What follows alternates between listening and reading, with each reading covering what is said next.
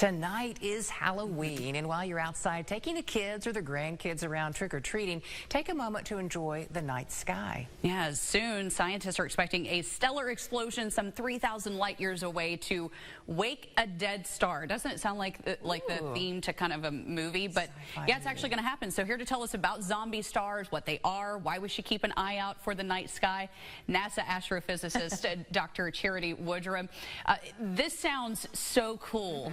And again, it sounds like something that you're like, oh, that sounds made up. Yeah, but no, it's actually happening. Stars. Yeah. So what are zombie stars?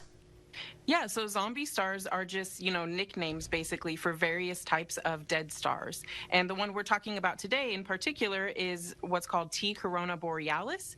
And the zombie star is a white dwarf, and it has a companion, which is a red giant, and it is slowly cannibalizing its companion star and will soon explode and rise from the dead, so to speak.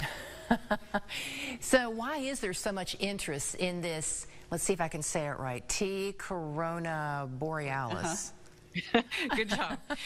Yeah, so this is a very interesting object to scientists. It's what's called a recurrent nova. So we have the white dwarf, or the zombie star, and then its companion star, which is a red giant. And material from the red giant is slowly accreting onto the surface of this white dwarf, where eventually it will detonate and have a thermonuclear explosion. And we're particularly interested in this event because, astronomically speaking, it's very close by. It's only 3,000 light years away.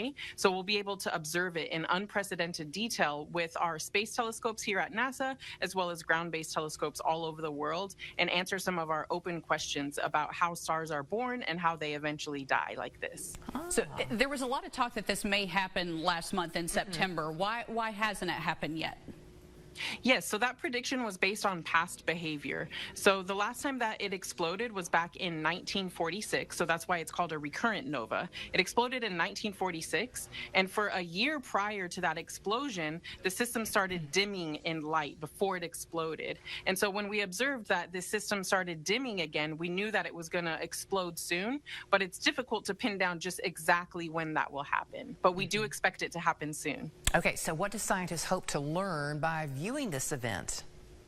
Yeah, we hope to learn all kinds of new information. This one, like I said, is very close by, and so we'll be able to observe it in unprecedented detail.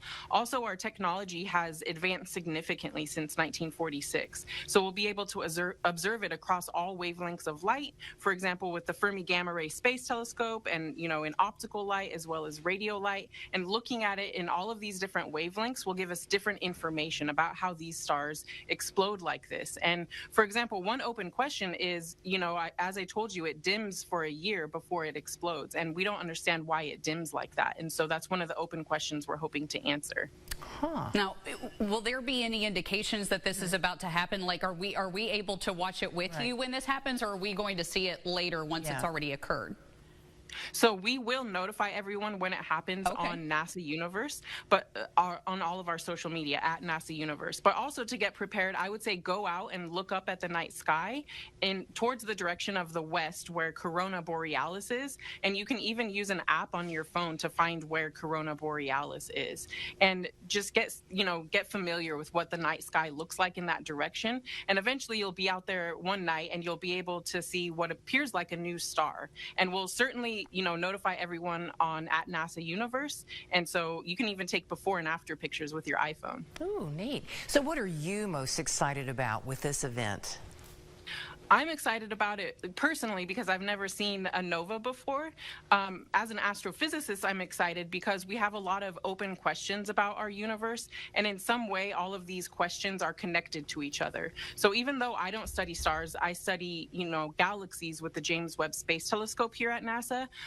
I know that these stellar explosions are incredibly important for the evolution of galaxies. And so answering an open question about stars can help me answer questions about my own research in galaxy evolution. And anytime we answer an open question about the universe, it just tells us a little bit more about our own place in the universe. So it's a very exciting event. Yeah, you've got a really cool job, that's for sure. And the sky's been showing off lately. I mean, we just recently we were able to see the Northern Lights. We've had a comet. Now we get to see this thing possibly. So if we are wanting to stay up to date on when this is going to happen, did you just say that we can follow along with you all on social media and on NASA?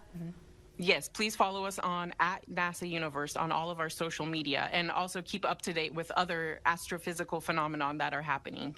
Oh, well, thank you It's so much. amazing to hear what's happening in outer sharing space. This and, oh my gosh, you do have a really cool job. Yeah.